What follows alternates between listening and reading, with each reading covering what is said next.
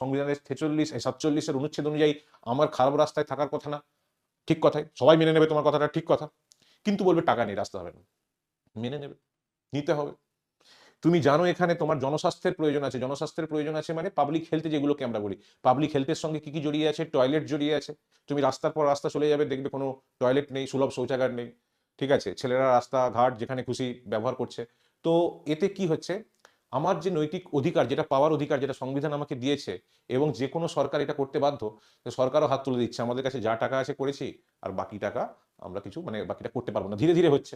হ্যাঁ, সে বলছে হো জায়গা ধীরে ধীরে, পঞ্চায়েত সিনেমায় বলেছিল সিরিজে, যে হো জায়গা ধীরে ধীরে, বলছে এই তো দিক্কত হ্যাঁ, সব কুছ বহুত ধীরে ধীরে হো রে। ঠিক আছে, এত ধীরে ধীরে হচ্ছে যে আমি হয়তো মরে যাব, আমার পরের জেনারেশন সেও হয়তো মরে যাবে, তবুও ঠিক ব্যাপারটা আসবে না। মানে নাগরিক হিসাবে আমরা যে অধিকারগুলো আমরা ভোগ করার দরকার, সেগুলো আমরা ভোগ করতে পারবো না। এই হচ্ছে আমাদের সাংবিধানিক অধিকার।